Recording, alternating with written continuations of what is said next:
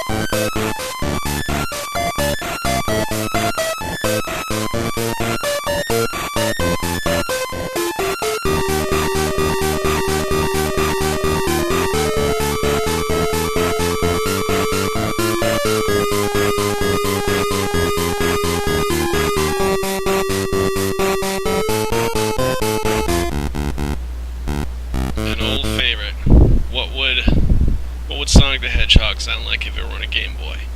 That's a great track. Alright guys, let's head directly from there to the Vancast. Oh boy, so Monday morning, first work day of October. Let's give this a second here. We need to defrost the windshield. I don't know how that's going to sound. There we go. It hasn't been cold before. This is the first day where it's like I went outside and that morning briskness that I've been enjoying has kind of turned into a bite. It's a little bit nippy out now, which is it feels good, man. This is the time to get some cider and chill out and start looking forward to Halloween with the kids. It's a good time, but I can feel the mornings changing. The mornings is where I feel the change of the seasons first and the most. So here I am on my way to work. Brand new week. I didn't sleep well last night. It was the weirdest thing. I did everything right. I was in bed. I got the lights out at about 10 o'clock. And then it was just one of those nights, man. I just couldn't seal the deal. Couldn't make it to sleep. All right, hang on a second. I had this kind of uneasy in and out thing that happened all night, and I woke up feeling really bad. So we'll see. I'm going to try and make it to work anyway. We'll see how it pans out. As far as video games are concerned, I tried something last night that I thought would be worth sharing. Duravka mentioned in his comment, we were talking about Doom WADs, and one of the ones he mentioned was Ghostbusters. So I went out looking for this Ghostbusters Doom WAD, and I found it, and what I found out was this was something I'd seen before. There's a YouTuber, GGG Man Lives, or G-Man Lives, or something like that. I don't know. Guy who focuses on first-person shooters, mostly classic ones. He did a video about this WAD, and it's pretty impressive, but it's also unfinished. If you go to the guy's website, the last update on this WAD is 2004. But it's got some really neat ideas. The portrait is replaced with a portrait of Harold Ramis as Egon, which is pretty neat. There's some custom weapons. One thing I found was funny is that they wanted to populate the maps with actual people who are not hostile, but they still like have behaviors and stuff. So what they did was they reskinned the the soldiers, and they changed their behaviors a little bit, which works. So you have humans who are not hostile and they just stand still, right? And you can actually go up and kill them. But the thing is, they still maintain the normal sounds that the soldiers make when they see you and they come after you. It's very weird. But this is all done in Doom, so it's also very impressive. I would say this, Duravka, about the Ghostbusters Doom mod. It was a good download and I had fun with it, but it's not going to be something that you try hard to beat. You know what I mean? That you like, let's finish this. Let's play this thing out. Based on the review I watched, you reach a point where you can't get any further, but if you use cheats, you can see more of what was developed. I didn't go that far. I got to about the third stage. There's a stage where you're supposed to be driving the car, but for whatever reason the overlay didn't quite work on my machine, so it's just a stage with these really weird fast-moving physics on the street. It's kind of funny. So that's the Ghostbusters Doom WAD. I tried it. I have it. I'll probably try it one more time because I couldn't beat the third stage, or the Streets of New York stage, but I kind of saw where they were going with it, and I think if I had more time I could beat it. I just ran out of time, really. It wasn't a matter of could or couldn't finish the stage, or like skill or anything like that. I just didn't have the time. Oh, hang on, what's going on? Okay, it's a trash truck. Gotcha. Yeah, it's pitch black out now. It is pitch black out. So that is it. I had some discussion with Sendu off the air, and we're working out a deal where I could purchase a Master System, which is great. So I tried to tell my kids about it. I tried to tell my son in particular. He's the older of the two and more interested in video games. The younger one just wants to do what the older one does. And he seemed into the idea, but it was just like, okay, so you're getting a video game thing, right? And we get to play it together, right? Okay, awesome, I'm in. You know? We'll see how it goes down when it actually shows up. I played that River City Cross Country game with him, like I told you about, and his reply was, it's kind of fun, but it's not the best. It was really funny. It's interesting to listen to him talk about games because a game being cool or uncool to like has no bearing on his decision. It's purely what he actually enjoys or doesn't enjoy based on gameplay. There's no nostalgic connections. There's no repercussions for liking an unpopular game or vice versa. You can take the most popular game in the world and be like, Dad, this is not very fun. And that's honestly what he's thinking. So that was interesting to hear. So when I get the Master System, and I get it hooked up, I will. I'll be interested to hear what my son has to say. As far as his tastes are concerned, he likes a lot of games that a lot of kids like. He likes Minecraft and that sort of thing. He's played a few modern games. We don't have a PS4 in the house. We don't have an Xbox One in the house. We got a PS3, and my computer can run AAA titles, okay. I don't have the best graphics card, but my graphics card is stable. So he knows what a AAA game looks like. And he enjoys retro games as well. Once upon a time we had the Atari 2600 hooked up, and he really enjoyed playing Combat. That was a game that we had fun with. We liked the airplane mode the best. I can't remember what number game that is, but it says it on the cartridge, where you're using biplanes, but it essentially just works the same as the tanks. That's a good game. So bad graphics, good graphics, he can roll with all of it. It's really just about how the game plays. So I'll get this Master System hooked up. I'll have a talk with him. We'll play some games together, and we'll see what he thinks. We'll see how it goes. This is because he's interested. He's I don't say interested, but he's familiar with how the NES works. Like, he's played some NES in his day, not a ton, but enough. So we'll see how he feels they compare.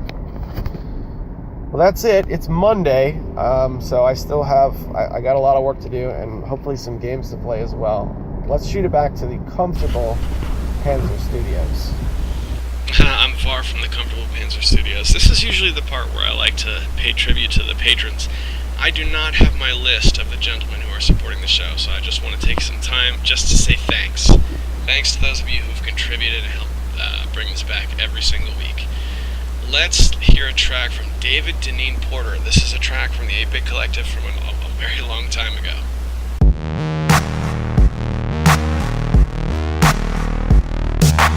Life ain't no accident, it pushes you to where you're supposed to be. With me, do you feel alive? And watch it snow. Roses in your cheeks are beginning to grow. Life has a happy way of bringing you to where you're supposed to be.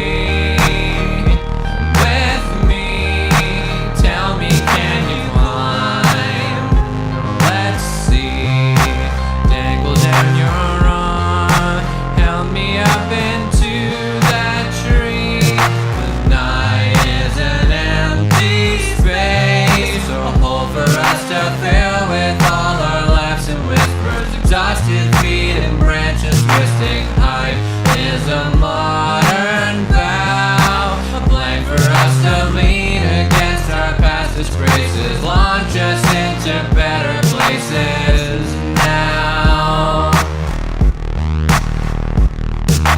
Life is a Kazakhstan dismissed between two bigger, brighter things. The value of our dreams is in our deeds. Something that I read once, so take heed.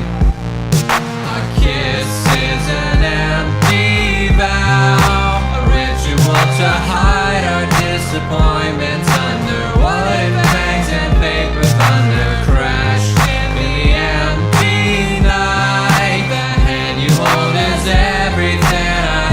Offer everything I have to offer, everything I have to offer you is you wanna be where you're supposed to be, where you're supposed to be with me.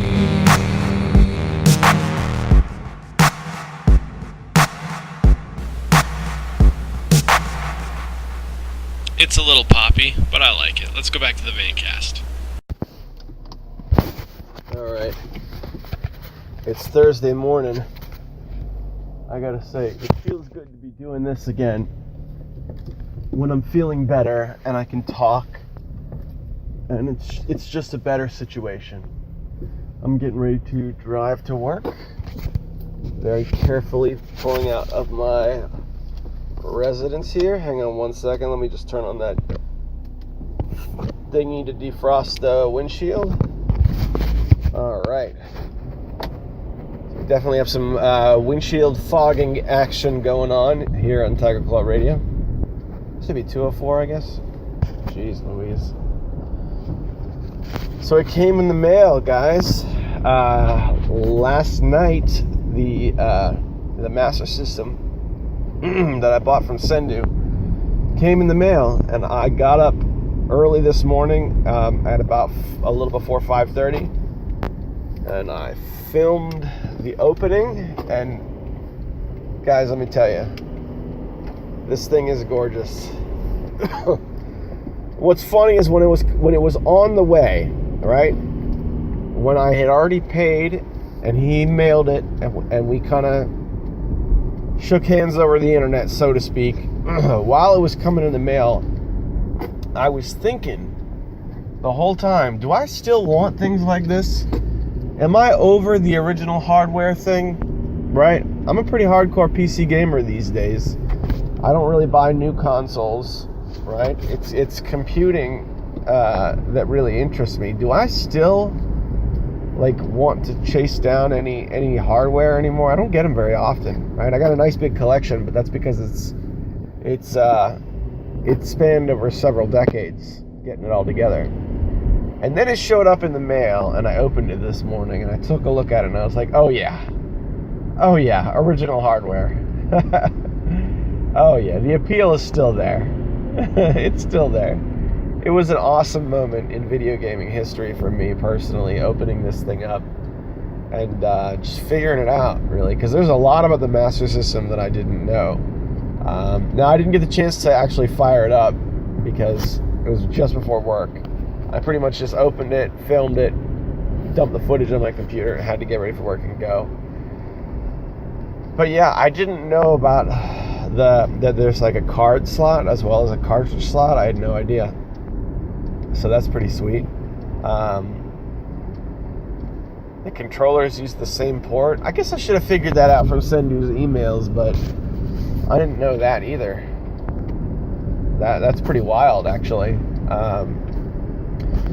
And interestingly enough, I didn't call attention to this when I did the filming, but if you flip the system over and look at the back, there's like those circle and dash wall notches that you have when you buy like a landline phone, like a real cheap landline phone. There's usually those little holes so that you can hang it from the wall. This has those holes. I think it might be the only system I have that does that. It's got holes so you can mount it from the wall. It's the craziest thing. I've never seen anything like that on a console. It's so cool. I'm really looking forward to firing this thing up and just diving into it. As well as the awesome reproduction carts and bonuses that Sendu threw in. And now to figure out what those are, you're going to have to watch the video, because there were some cool things in there, and I don't want to fail to do them justice by struggling to remember what they were not 30 minutes ago, just because it's so early. So thanks, Sendu, for the goodies. It was really awesome, and big thanks for the cut rate deal, because I know all that was what the mere penance you asked for, I know is but a small fraction of the value. So big thanks for that. So it was like a purchase, but it was also like he kind of gave it to me. So many thanks. As soon as I get home from work, I will have a meeting with my son. We'll make sure the homework's done, and we'll go over the stuff. One thing he threw in there for good measure was a fidget spinner, which I thought was really funny. I sent Sendu a package years ago that had the Famiclone in it that I owned, that I passed along to him. And the bonus I threw in that in that box was like a couple of tea bags. That was funny. And then I watched the opening, and it was like, he was just like, well, there's tea bags. I don't know. I guess these are in here for packaging or whatever. Oh boy. There were like bonus games in there, but I would never remember what the actual bonus games were. I can't remember. I remember there was a legit CD copy of Quake 3 Arena, just because that was a game that meant something to me anyway, and I happened to have an extra copy. It was like, here, you can have this too. That, and I know there was at least 2 like cartridge-based bonuses, but I have to go back and watch his unboxing. That was a lot of years ago now. That was before my daughter was born. Jeez Louise. More than 3 years ago, at least. All right.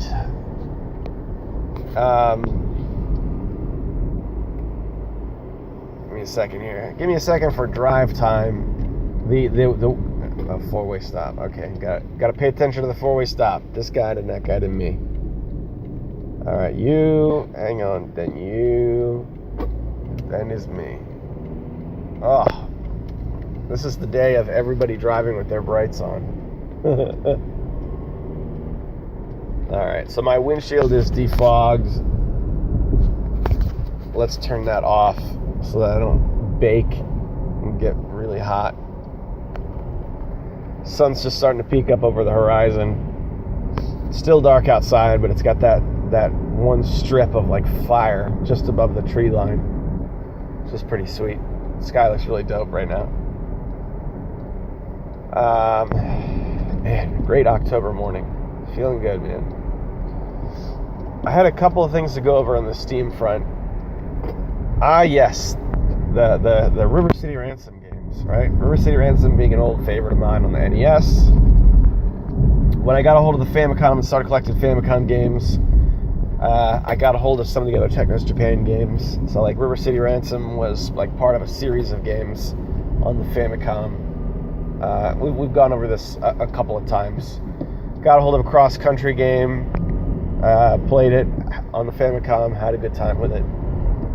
And then we go to Steam. So I guess it's like, I can't remember the company now, but somebody got a hold of the rights to all those River City games. And they're all coming out on Steam. We saw River City Ransom Underground come out last year. That was taken down for a while because of some legal battles with the people who made the music. The person who made the music, I think, got really litigious and started suing. But they got it back up, which is great. They put up River City Ransom, or not Ransom. They put up River City Cross Country. There's a PC version of it, and I bought that. I bought that like a while back. I got it in one of the major Steam sales, but I didn't play it until the last couple days.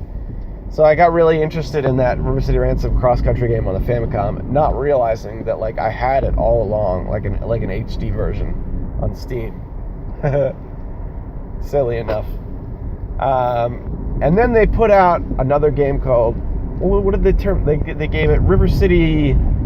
It's like River City Battle Royale or River City. I don't know. On the Famicom,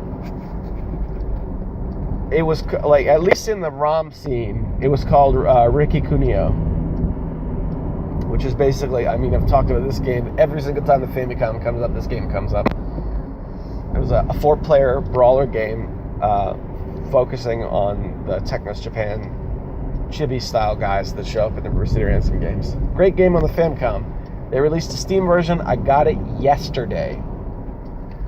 And I started playing it, and it's good, man. This one, I gotta say, the Famicom game, a little better. But that's not to say that this is a bad game. I'm still having a lot of fun with it. See, the Famicom game felt more like an original experience. There were some maps that had some hazards in them. This feels much more like the mode from Cross Country. They just gave that mode its own game rather than remaking Ricky Cuneo. But but I'm still really digging it. Very fun party games. I'm looking forward to MagFest, where I'll be able to play them local multiplayer, but got them installed, having good fun with them.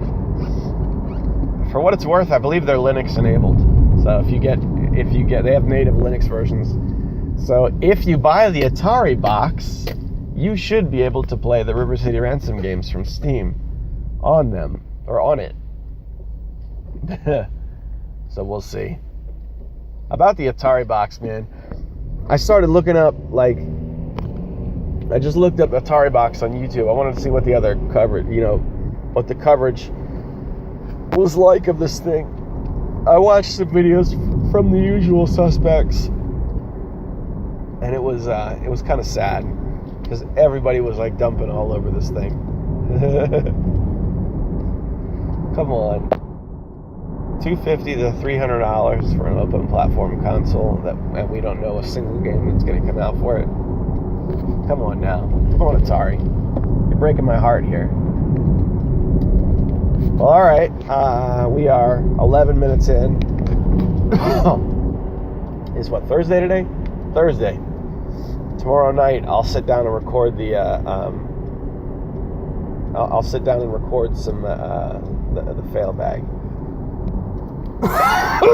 Traffic is heavier out today than it normally is, so I'm going to call it a day. Stay safe, guys. I will see you back at the oh-so-comfortable Panzer Studios as soon as I can get to a safe spot where I can hit the stop button. Man, look at all these cars. I came to the realization that I can do this better directly from my phone than from my secondary PC, so let's give it a shot. We're going to do as close to a fail bag as we can. We got a few comments. One from Dumaze, who writes, whenever I'm about to bust, I always shout, get ready for the Doom Wad. That's gross, dude. Gaming Beast writes, glad I could help, broski. Get well soon. I'll try out the Ancient Aliens and the other wads and tell you what I think. I really need to sink my teeth into River City Ransom and get the other Queen of Coon games. The Paper Dolls song was cool. It had a slight Amiga C64 vibe to it. I dug it. Question of the Beast. You mentioned the Atari box. You said it was most likely to fail. I agree, but my question is this. If it does support modern games, do you think we might get more new consoles out, like the one from the Sega or another company? I personally think that it's too expensive and risky. I've kind of enjoyed that there were a variety of consoles back in the day, and if they were not that good, there was more competition. Now it's just the big three left, and the occasional small player project like Ouya. Sometimes I just wish we had more variety. Then again, I'm pretty much a PC gamer for life. So yeah, it made me think. Second question, if you were tasked to design a console by a big company, how would you do it? All right, here's my answer. I don't really know anything about consoles anymore. I don't know how they work. I'm not interested at all in the big three. And yeah, we have the occasional small fringe player, and I think it's going to go down essentially the way it did with the Ouya. You buy them, you know they're not going to last as long as the regular big three consoles. You get what you can out of them, and you move on. And I think I'm okay with that. So if they show me something worth it on the Atari box, hey, I'll take the plunge. I don't care. I'll buy it. I'll knowing it won't last as long as the other systems. I'll ride it into the ground and I'll have fun doing it, and that's fine. Light Studios writes, oh no, he's sick. I shall send my fairy Theodore into your dreams, and a fidget spinner to make you less ouchy. Ouchy wouchy, dingo dango, San Antonio, flippity flip flop, boom boom bad. In other words, hope you get well soon, boss. Thanks, man. That made me feel better. And I did get that fidget spinner you sent in the box. Much appreciated. Retro Kaiser writes, Pinball FX3 is quite the upgrade over Pinball FX2. I'm quite surprised. The tables look more like proper pinball tables with new zing and lighting effects. Also has a leveling system, which you can earn upgrades for your balls, but that's optional. I'm quite fond of the challenge mode that challenged me to reach certain scores on one ball, and I'm proud to beat all the other paranormal challenges. It sucks that not all the tables are backward compatible, but I'm sure that'll change. Or at least make the Plants vs. Zombies table worth it. Another pinball game to check out is Zakra Pinball. It's not as polished as FX of Pinball. It's not as polished as the FX of Pinball Arcade, but it's okay for what it is. Sadly, most of the tables have been unlocked by a DLC, but some can be unlocked by unlocking a certain amount of achievements. This isn't as tough as it sounds, and achievements can be unlocked from demo tables. Just make sure to beat the challenges before reaching a certain score. Finally, a Raspberry Pi phone. Brilliant. Means I can finally watch my parental Steam stream movies on my phone, a feature that mobile Steam should have anyway. That and all episodes of the 1960s Batman series. Thanks for writing in, guys. I'm so sorry to shotgun through all your emails. That's the show. That's all I've got. Well, let's jump right into. Let's wrap with a track from J. Arthur Keenes. This track is called Color Television, and it was top of the charts on the 8-Bit Collective for several weeks back in 2010. Thanks for listening to Tiger Claw Radio. Next week I'll be back in the studios and we'll have more of a regular episode.